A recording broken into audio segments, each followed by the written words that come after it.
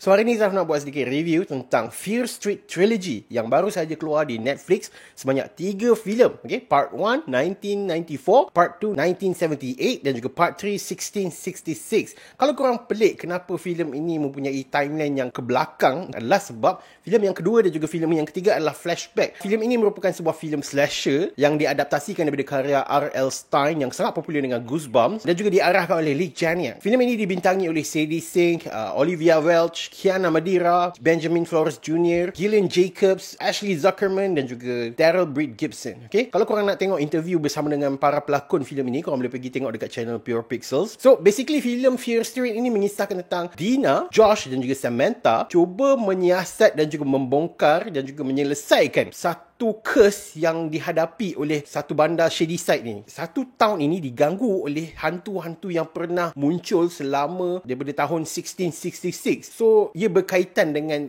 satu sumpahan oleh seorang witch yang bernama Sarah Fear. So, basically apa yang terjadi pada filem yang pertama, diorang cuba menyelesaikan daripada diri mereka sahaja, dan pada part yang kedua adalah mencari punca utama filem tersebut. Diorang mencari survivor daripada kejadian massacre Camp Nightwing, iaitu C. Berman. Dan untuk yang part yang ketiga pula reveal the origin daripada Sarah Fear itu sendiri. Okay? Watak Dina itu sendiri telah mendapat vision daripada Sarah Fear, dan pada penghujung telah reveal the conclusion of the whole trilogy kan. So basically apabila kita sebut tentang slasher ni, filem yang memang sangat sinonim dengan babak-babak aksi yang sangat menakutkan. Okay? Menakutkan dari sini adalah dari segi pembunuhan yang sangat berdarah, dengan organ-organ semua terkeluar-keluar semua kan. Contohnya macam Friday the 13th, Nightmare on Elm Street, Halloween dan banyak lagi. Okay? Slasher daripada US pun kan. Do bear in mind that this film is explicit untuk 18 tahun ke atas sahaja, sebab dia ada elemen-elemen yang Zaf sebutkan tadi, dan juga ada beberapa adegan seksual yang agak keterlaluan sedikit bagi tontonan umum. Filem ini juga telah meng-highlightkan tentang agenda LGBT tau. So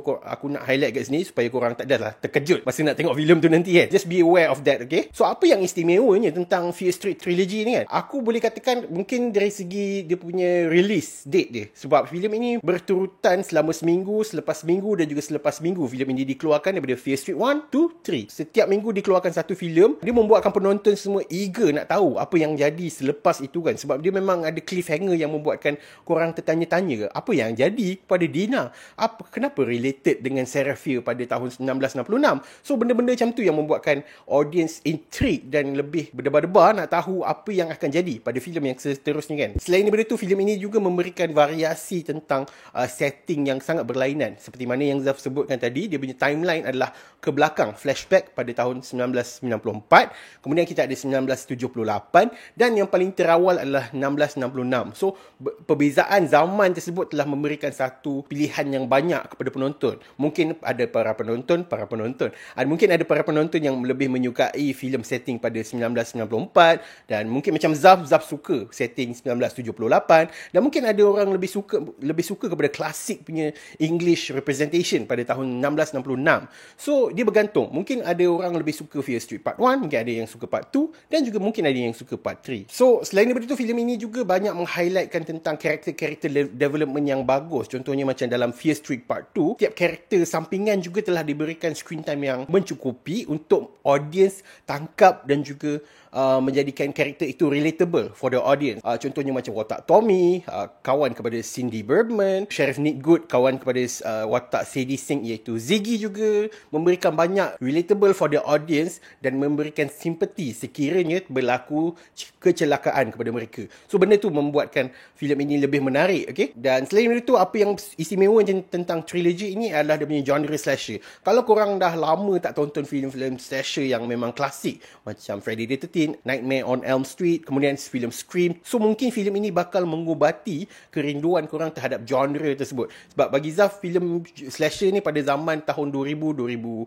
2010 dan ke atas, memang tak banyak filem slasher yang menjadi satu ikutan ataupun a following cult, okay? So memang mungkin Fear Street ini bakal menjadi sebuah filem yang diingati berzaman-zaman seperti filem-filem slasher yang dulu kan. Selain daripada itu, dia banyak memfokuskan tentang tema kekeluargaan, persahabatan, dan juga pada filem yang ketiga juga telah meng-highlightkan tentang bagaimana apabila tiadanya kesatuan di antara masyarakat tersebut telah terjadinya beberapa rumors, perbualan-perbualan yang negatif di antara masyarakat telah membuahkan kepada fitnah, apabila fitnah itu telah membawa kecelakaan kepada the whole town kan. So benda tu memang sangat di-highlight pada Fear Street Part 3. Okey, kita pergi beralih kepada benda yang Zaf tak suka tentang trilogy Fear Street ni kan.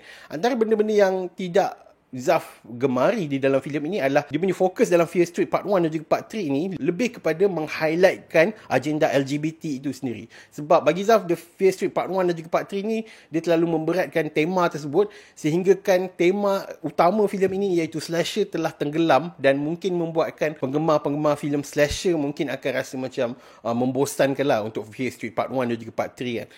Nevertheless, Fear Street Part 1 dan juga Part 3 juga ada beberapa highlight yang mungkin korang lebih menggemari. Contohnya Fear Street Part 3 lebih kepada penceritaan keseluruhan trilogi ini, dan mungkin daripada penggemar Fear Street 1 mungkin mengatakan bahawa filem itu lebih memfokuskan kepada slasher genre teenager semua kan. So bagi Zaf, trilogi Fear Street ini merangkumi pelbagai audience dan dia bakal memuaskan banyak pihak. Mungkin bagi Zaf lebih sukakan Part 2, mungkin sahabat Zaf dia lebih sukakan Part 3. So bergantung. Filem ini memang trilogi ini mempunyai beberapa targeted audience dia lah. Okay, rating Zaf untuk ketiga-tiga filem ini, Zaf bagi rating yang berlainan pada ketiga-tiga filem ini. Untuk Fear Street Part 1 1994, Zaf bagi rating sebanyak 2/5 bintang, dan untuk Fear Street Part 2 1978, Zaf bagi rating sebanyak 5/5 bintang Infinity Stars, dan untuk Fear Street Part 3 1666, Zaf bagi rating sebanyak 4/5 bintang.